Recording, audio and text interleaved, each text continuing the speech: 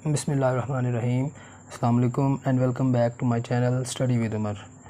In this video we are going to discuss current affairs of 14 to 20 August 2022. So let's get started. First news है जी, US China tensions are increasing. तो US और China के दरमियान में Taiwan को लेके जो है ना टेंशंस बढ़ रही हैं। तो उसमें एक मेजर जो इवेंट हुआ था वो नैन्सी पेलोसी का विज़िट था, ठीक है। उस विज़िट के बाद फिर अभी एक और 5 मेंबर डेलीगेशन ने भी विज़िट किया दोबारा, जो कि US कांग्रेस से बिलोंग करते हैं। तो ये ताइवान की जो प्रेसिडेंट है उनसे मिले हैं, साई इंग-वेन से, ठीक है। चाइना इससे बहुत ज़्यादा जो है ना वो फ्यूरियस हो गया और उसने मिलिट्री ड्रिल्स जो है ना वो ताइवान के इर्द गिर्द जो है ना वो करना स्टार्ट कर दिए हैं और ताइवान को थ्रेटन कर रहा है बहुत ज़्यादा, ठीक है। तो एक तो प्रेसिडेंट ऑफ ताइवान ये कौन है, साई इंग-वेन, इनका नाम माइंड में होना चाहिए क्योंकि ये अक्सर न्यूज़ में अब आ रही हैं। तो इसके साथ साथ जो रूलिंग पार्टी है, यानी कि इस प्रेसिडेंट की जो पार्टी है, जो ताइवान में रूलिंग पार्टी है वो है DPP, डेमोक्रेटिक प्रोग्रेसिव पार्टी। तो इन दोनों का हमें पता होना चाहिए। नेक्स्ट न्यूज़ है जी, रशियाज़ न्यू स्पेस स्टेशन।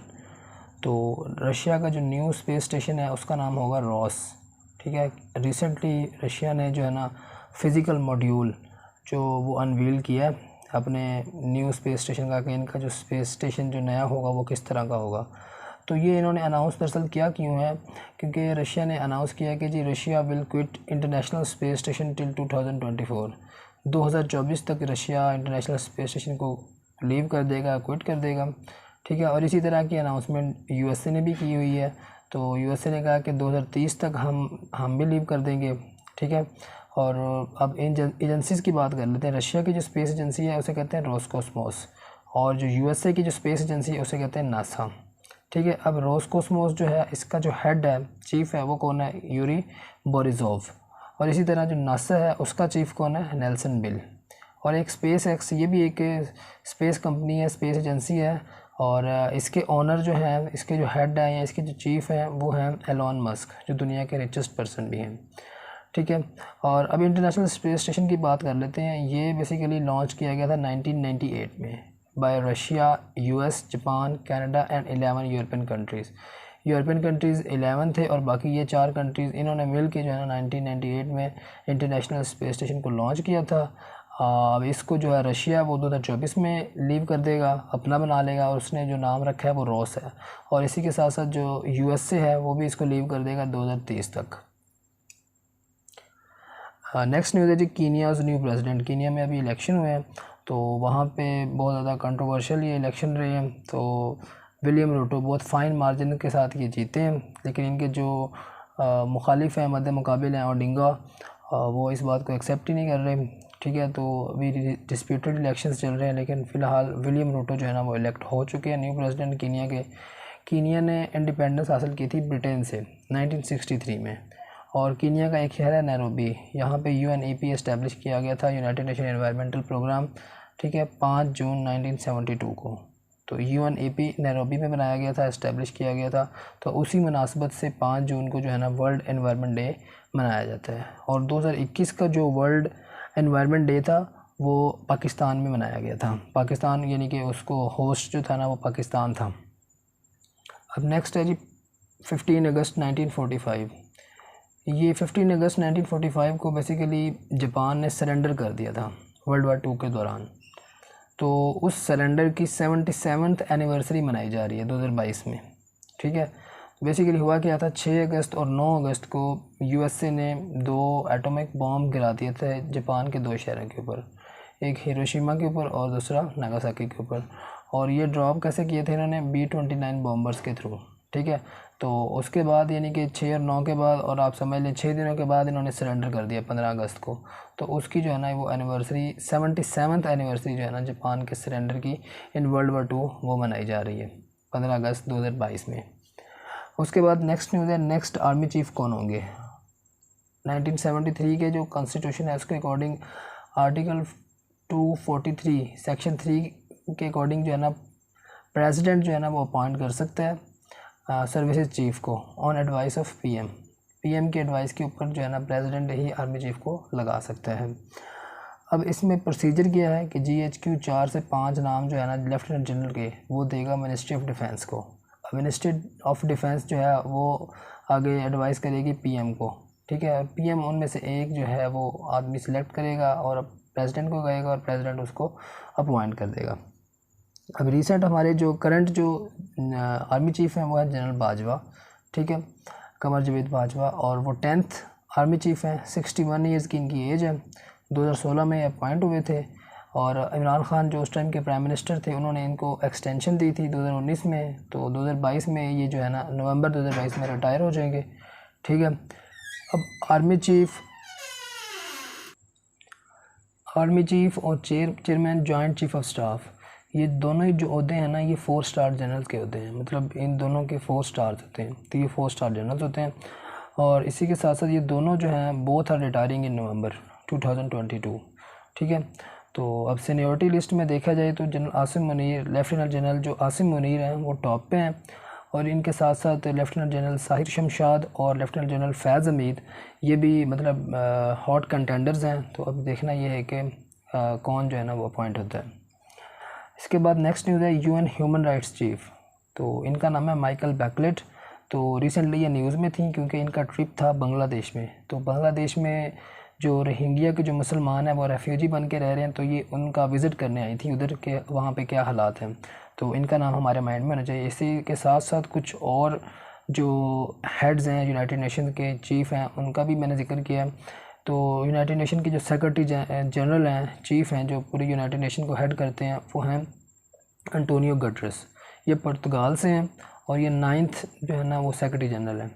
इसके साथ साथ यूनाइटेड नेशन सिक्योरिटी काउंसिल की जो प्रेसिडेंसी अगस्त के महीने के लिए वो किसके पास है? चाइना के पास है, क्योंकि ये हर महीने चेंज होती रहती है।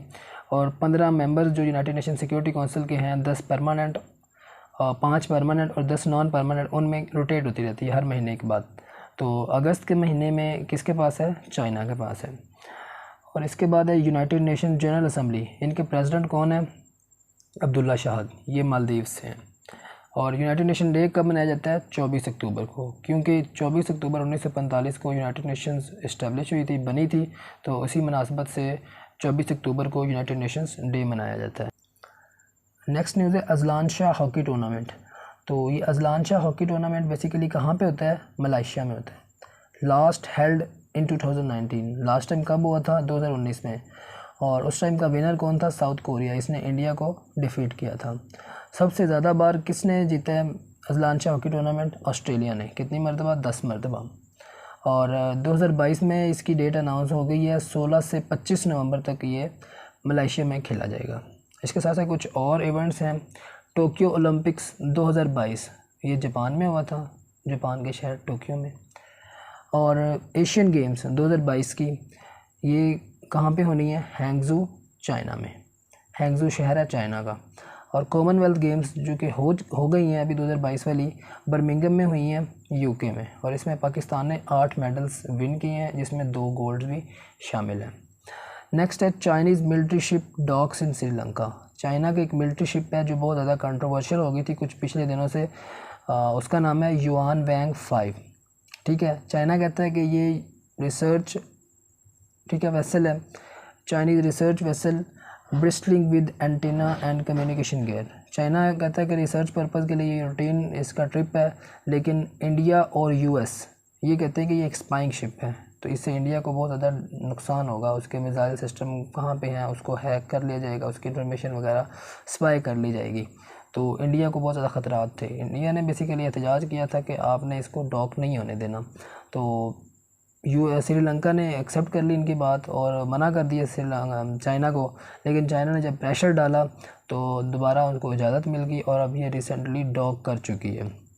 ये जो इनकी शिप है युआन वैंग 5, और ये इनकी हम्बनटोटा पोर्ट है, वहाँ पे जो है ना ये इसने लैंड किया है। जो कि हम्बनटोटा पोर्ट वो है कि जो चाइना 2017 से जो है ना उसको रन कर रहा है, उसको चला रहा है, एडमिनिस्टर कर रहा है, ठीक है। और ये इसने 99 ईयर्स के लिए लीज पे ली हुई है चाइना ने। इसके साथ नेक्स्ट न्यूज़ है डिफ़ॉल्ट कंट्रीज़। कुछ कंट्रीज़ दुनिया में ऐसे हैं जो कि डिफ़ॉल्ट हो गए, क्योंकि पूरी दुनिया में जो है ना एक ग्लोबल इकोनॉमिक सिस्टम जो है ना वो एक परफेक्ट स्टॉर्म में है। The global economy is passing through a perfect storm. तो मसले मसाइल बहुत ज़्यादा आ रहे हैं ग्लोबल इकोनॉमी में कोविड की वजह से। ठीक है, सप्लाई चेन्स जो है ना वो बहुत ज़्यादा मुतासिर हुई हैं। तो कुछ कंट्रीज़ हैं जो कि डिफ़ॉल्ट कर गए हैं, ठीक है, वो अपना जो उनके ऊपर लोन है वो वापस करने के अहल नहीं रहे। उनमें श्रीलंका जो कि हमारा साउथ एशियन नेबर है, और इसके साथ साथ लेबनान, ठीक है, और सूरीनाम और ज़ाम्बिया, ये कंट्रीज़ जो है ना वो डिफ़ॉल्ट कर चुके हैं। इनके साथ साथ हमें पता होना चाहिए कि कुछ कंट्रीज़ ऐसे भी हैं जो कि FATF की ब्लैक लिस्ट में शामिल है, उनमें ईरान और नॉर्थ कोरिया शामिल है। नेक्स्ट न्यूज़ है इंडोनेशियाज़ फ्यूचर कैपिटल। तो उसका नाम क्या है? नुसांतरा है, ठीक है। ये इनका आइलैंड है बोर्नियो, तो उसकी ईस्टर्न साइड पे ये डेवलप करने जा रहे हैं नुसांतरा के नाम से कैपिटल, ठीक है। और इन्होंने अपना जो इंडिपेंडेंस डे है इस बार का, जो कि 77 था, तो 77वां जो इनका इंडिपेंडेंस डे था, इन्होंने जकार्ता की बजाय कहाँ पे मनाया? नुसांतरा में। जकार्ता इनका प्रीवियस कैपिटल था, अब ये जकार्ता से शिफ्ट कर रहे हैं नुसांतरा की तरफ। क्यों कर रहे हैं? क्योंकि ये स्लोली सिंक कर रहा है, डूब रहा है क्लाइमेट चेंज के एक्शन की वजह से, ठीक है। 10 इंचज़ पर ईयर की रफ्तार से इतना जो है ना वो स्लोली ये डूब रहा है, और ट्रैफिक भी बहुत ज़्यादा यहाँ पे होती है। तो फिर जो कैपिटल के मामलात हैं फिर वो शिफ्ट कर दिए जाएंगे रिसेंटली, मतलब रिसेंट फ्यूचर में जो है ना वो नुसांतरा में शिफ्ट कर दिए जाएंगे। उसके बाद है next, CASA 1000 has been start. ये कासा 1000 जो है ना ये एक एनर्जी प्रोजेक्ट है, हाइड्रो पावर एनर्जी प्रोजेक्ट है। ये $1.2 बिलियन का प्रोजेक्ट है। बेसिकली सेंट्रल एशिया और साउथ एशिया को कनेक्ट करता है। इसमें 4 कंट्रीज़ हैं, अफ़गानिस्तान, पाकिस्तान, किर्गिज़स्तान और ताजिकिस्तान। तो ये 4 कंट्रीज़ हैं। तो ये डिज़ाइन टू प्रोवाइड पाकिस्तान को कितनी मिलेगी इससे एनर्जी? 1000 मेगावाट, ठीक है, इलेक्ट्रिसिटी, और अफ़गानिस्तान को 300 megawatt electricity according to their needs. और ये स्टार्ट कब हुआ था? 2016 में। अब रिसेंटली ये स्टार्ट हो गया है, मतलब रुक गया है। क्यों रुका है? क्योंकि अफ़गानिस्तान में तालिबान टेक ओवर कर चुके हैं, तो उसकी वजह से जो है ना वो इश्यूज़ आ रहे हैं, ठीक है। लेकिन बाकी 3 कंट्रीज़ जो हैं इस प्रोजेक्ट के उस पर काम चल रहा है इस प्रोजेक्ट के ऊपर, लेकिन अफ़गानिस्तान में काम रुका हुआ है, जिसकी वजह से ये पूरा प्रोजेक्ट जो है ना वो स्टार्ट हो गया। और असल में समर में किर्गिज़स्तान और ताजिकिस्तान, इनमें समर रेनफॉल्स बहुत ज़्यादा होती है, वाटर की अवेलेबिलिटी बहुत ज़्यादा होती है, तो ये इलेक्ट्रिसिटी इनके यहाँ काफ़ी ज़्यादा सरप्लस अमाउंट में होती है। लेकिन पाकिस्तान और अफ़गानिस्तान में डिमांड बहुत ज़्यादा होती है, ठीक है, समर के सीज़न में। और फिर ये इनके पास सरप्लस होता है, तो ये फिर आगे एनर्जी प्रोवाइड करेंगे, क्योंकि ये सीजनल प्रोजेक्ट है ना। गर्मियों में बेसिकली उनके पास ज़्यादा होती है, तो वो फिर हमें प्रोवाइड करेंगे अफ़गानिस्तान और पाकिस्तान को। तो ये प्रोजेक्ट बेसिकली अब क्या हो चुका है? स्टार्ट हो चुका है अफ़गानिस्तान टर्मोइल की वजह से। नेक्स्ट न्यूज़ है president of Pakistan hockey federation, अभी रिसेंटली इलेक्ट हुए हैं रिटायर्ड ब्रिगेडियर खालिद सज्जाद खोखर, ठीक है, फॉर 4 ईयर्स, 4 साल के टर्म के लिए ये अपॉइंट हो गए हैं। और इसके बाद साथ साथ ranking of Pakistan hockey team, तो पाकिस्तान की हॉकी टीम की जो वर्ल्ड में रैंकिंग है वो 18th है। नेक्स्ट न्यूज़ है जी जनरल बाजवा के हवाले से। इनको अभी रिसेंटली यूएई के प्रेसिडेंट ने इनको एक अवार्ड दिया है, civil award, highest civil award, तो ऑर्डर ऑफ यूनियन मेडल, या उसे कहते हैं ऑर्डर ऑफ जायद, ठीक है। तो ये यूएई की तरफ से इनको मिला है 17 अगस्त को, ठीक है। और उसके बाद जो है ये 10th आर्मी चीफ है पाकिस्तान के, और सिंस नवंबर 2016 ये सर्व कर रहे हैं। इनको एक्सटेंशन भी मिल चुकी है 2019 में। तो टर्किश लीजन ऑफ मेरिट भी ये इनको अवार्ड मिल चुका है तुर्की की तरफ से, तुर्की मिलिट्री की तरफ से। फिर ऑर्डर ऑफ बहरीन भी इनको मिल चुका है। इसके साथ साथ इनको order of king Abdul Aziz, recently Saudi Arabia ने भी जो है ना इनका हाईएस्ट सिविल अवार्ड इनको दिया है। तो ये अवार्ड्स हैं कुछ जनरल बाजवा के हवाले से, ये हमें पता होने चाहिए। नेक्स्ट न्यूज़ है 10th डिवीज़न ऑफ पंजाब, वो कौन सी होगी? गुजरात। रिसेंटली पंजाब कैबिनेट ने अनाउंस किया है कि पंजाब की जो 10वीं डिवीज़न है वो गुजरात होगी। 9th कौन सी थी? साहिवाल।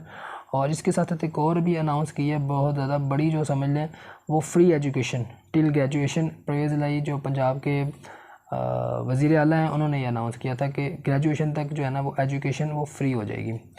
नेक्स्ट न्यूज़ है रग्बी वर्ल्ड कप 2023, ये कहाँ पे होगा? फ्रांस में होगा, फ्रांस इसको होस्ट करेगा। इसके साथ साथ है new governor of GB, governor GB के जो नए अभी इलेक्ट हुए हैं वो कौन से हैं? उनका नाम है सैयद मेहदी शाह। जीबी के लिहाज से अगर बात करें तो उनके सीएम जो हैं वो खालिद खुर्शीद हैं, बैरिस्टर खालिद खुर्शीद, और चीफ़ जस्टिस जो हैं जीबी के वो हैं वज़ीर शकील अहमद। अच्छा, नेक्स्ट न्यूज़ है जी स्टेट बैंक ऑफ पाकिस्तान ने अभी न्यू करेंसी नोट जारी किया था पाकिस्तान के जो 75th इंडिपेंडेंस डे के मौके पर, तो वो कौन सा नोट था? 75 रुपये का नोट था। इसके ऊपर जो है ना वो डिफरेंट हमारे जो लीडर्स थे पाकिस्तान मूवमेंट के, उनकी तस्वीर पब्लिश की गई थी, जिसमें सर सैयद अहमद ख़ान, मोहतरमा फ़ातिमा जना और बाकी थे। ठीक है, तो ये थे जी आज के current affairs. If you find it useful, kindly subscribe my channel. Thank you for watching. अल्लाह हाफिज़।